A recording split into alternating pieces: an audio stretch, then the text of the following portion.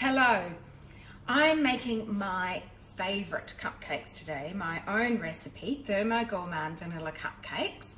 You'll find this recipe on my recipe blog. Just go to thermogourmand.com.au and it's there in all its glory. So let's get started. Now I have added it to my created recipes and this is something that you can do in the TM6. This is why I love it so much.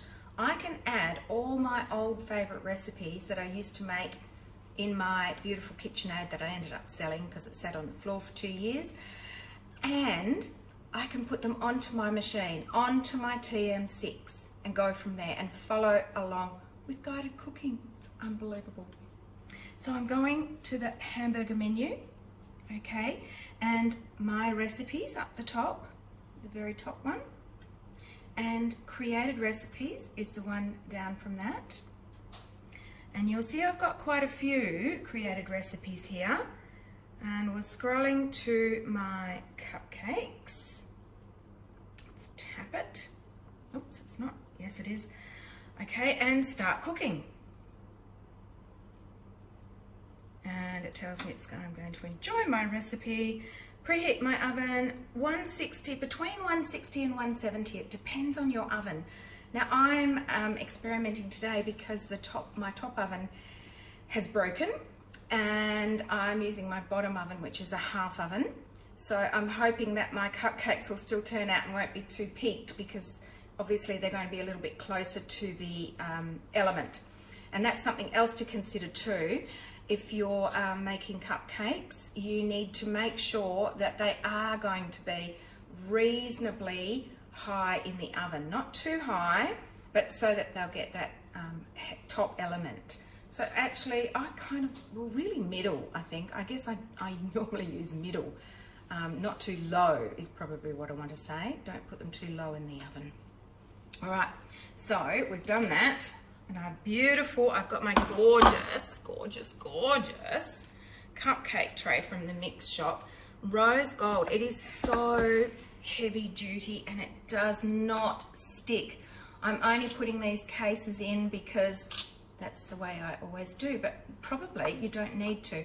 I guess it's not as deep, so the actual cup part is only about that deep. And I like big cupcakes, so that's why I'm using these. But perfect for muffins, savoury muffins and things like that. I don't put cases in, and they still rise up beautifully. It's amazing. All right, so preheat the oven, done all that, da-di-da. Now, look, my cupcake recipe is a little bit more involved, okay? You have to do a few more things. But look, I weigh everything out before I start. It's so easy to do. Just get everything out, it's done. You have to get your butter out first anyway to soften, so why not get everything out? And then you're not running back and forth. The reason I'm doing this, it says to place my 215. Now I can actually go there and click and the scales will come up, obviously, but I've already weighed everything out. And my baking powder, my half teaspoon of baking powder in, and I'm going to aerate it. So, you know, we used to get the old sifter out before and sift it. Well, this is very similar. It's still putting air in and it's putting all your dry ingredients together. So let me see. Now, because it's using one of the modes, I can't just click it. But you can see if I go here, if I go to my little blade picture at the bottom, I've got a manual setting or a mode. Now I want a turbo. So I'm going to modes. And here's my turbo. It locks the bowl straight away. I'm doing it just for 5 seconds. So that's already large, so this will control it. I'm doing it for 5, or 0.5 of a second, 3 times. So,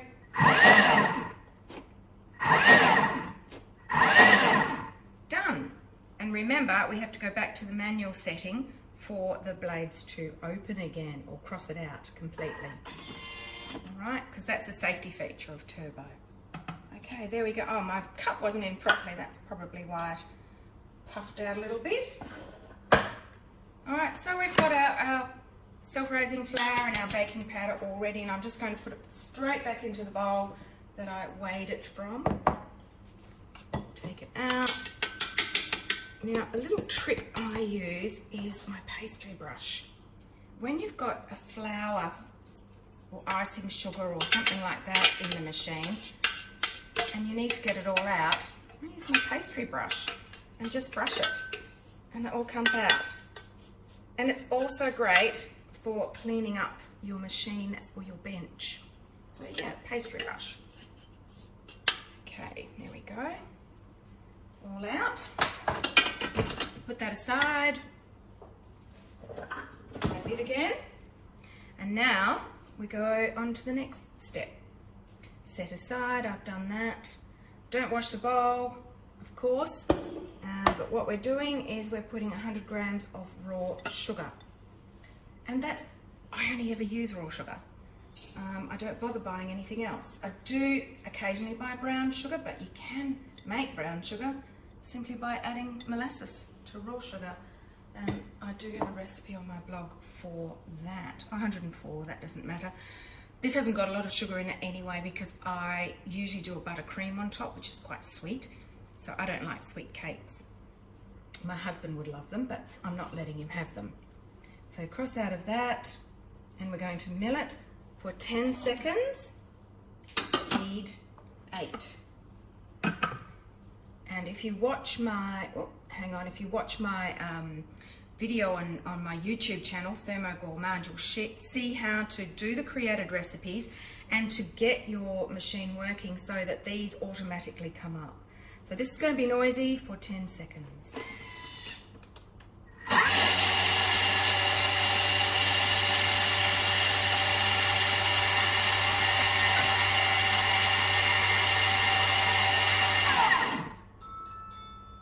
Okay. Whew. There we go. We've got our sugar done. Next, go out of there, just close it and go next. Now insert the butterfly. The only reason you wouldn't insert the butterfly at this time is if your butter is a little bit hard. You might need to pop it in first and give it a whiz for about 5 seconds on speed 5 to actually get it soft. Otherwise the butterfly won't like it. But mine is soft, it's been out for a little while. And put it around the blades and the butterfly. And we've already got it set 30 seconds speed. Oops, need my brush because I've spilt all that icing sugar. 30 seconds speed 3.5 because we remember we don't go over speed 4 when the butterfly's in.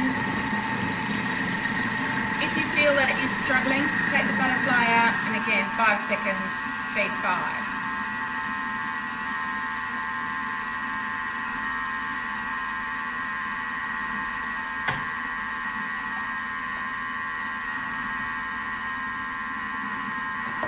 Something else you can use this little brush for too is to clean in here.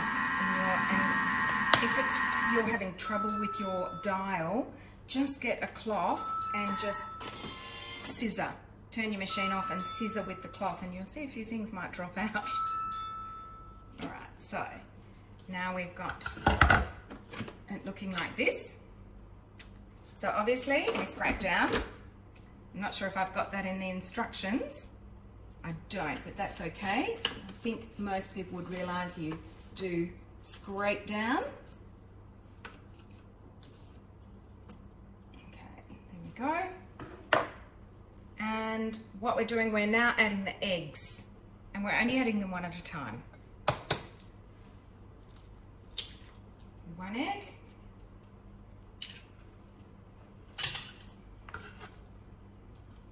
And we're going to mix for 10 seconds speed 3.5. Okay, I don't really think about it because it's all set.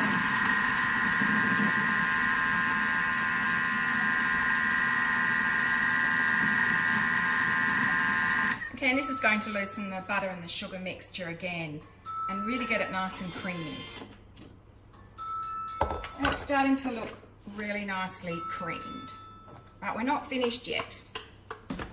Okay, so we have to cross out of there, remember, and go to the next section. It says add the second egg and mix 10 seconds, speed 5. I think I'll have to add scrape down in between.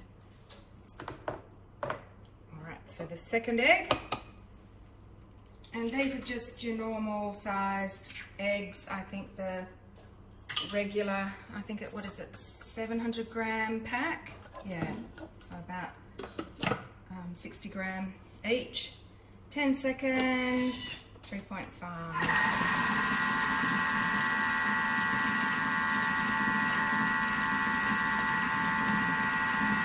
I love this vanilla paste. There are a few around, but I actually prefer this one. There is a very good quality one that's more expensive, but it's quite thin, and I find that I use too much of it. You can make your own too, or you can just macerate vanilla beans in vodka, make your own vanilla essence or vanilla extract. All right, so I'm scraping down. I'm going out of there, remember, cross out to go to, oops, the instructions again, because it's time for our third egg. You know, the amount of eggs for this amount of flour is quite a lot, but this is why the cupcakes are really soft and lovely and last for ages. It's that extra egg. 10 seconds, speed 3.5.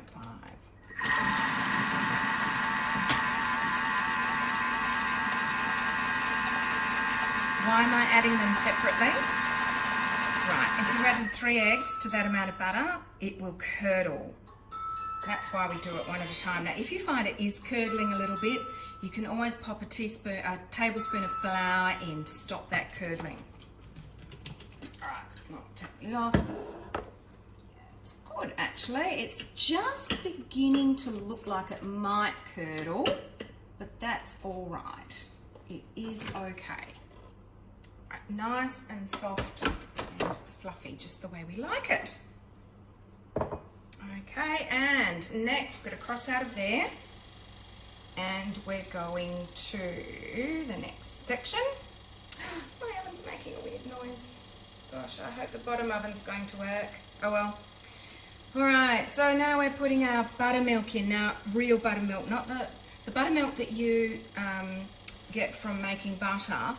It's just a whey, really. It isn't like our commercial buttermilk, which is more like yogurt. It does have a starter in it and it's sour.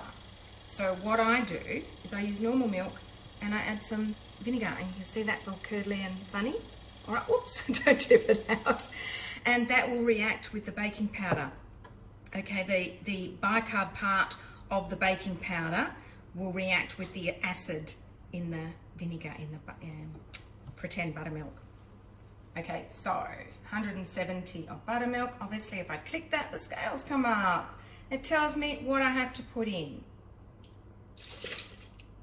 Oh, 173, a little bit extra, just as well. I tip some out on the bench. And my vanilla. And then I'm adding the flour as well. Whoops, hang on, I don't want that. Where is, oh, reserved flour, okay, because I've already weighed it out, haven't I? So we're adding the reserved flour. Gosh, I should know that by now. I usually actually don't even look at the instructions. They're starting to confuse me.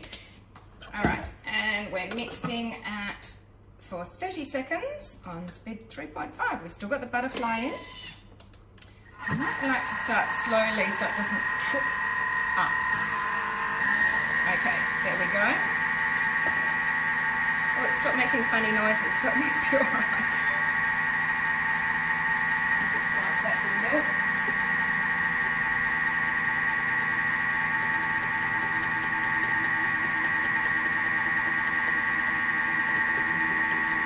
Oh, it's mixing beautifully.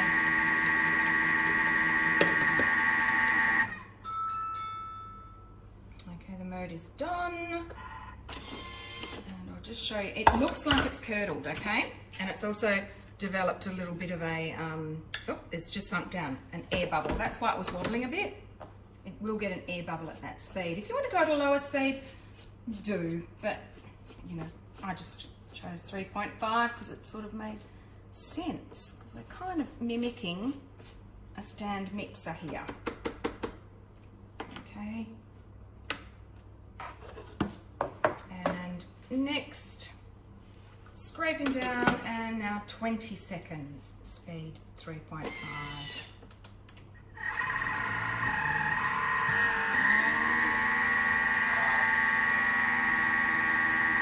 Then we're going to be putting it into our beautiful rose gold cupcake tray.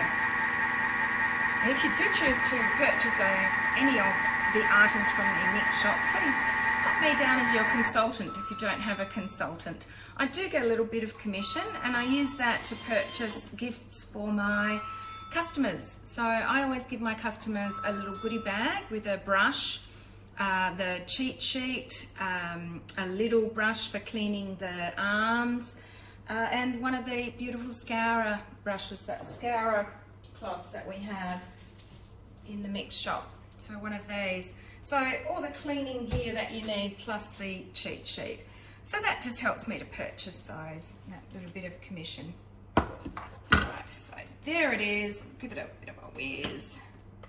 Look, it just looks beautiful. The sugar's dissolved because we have been mixing it enough.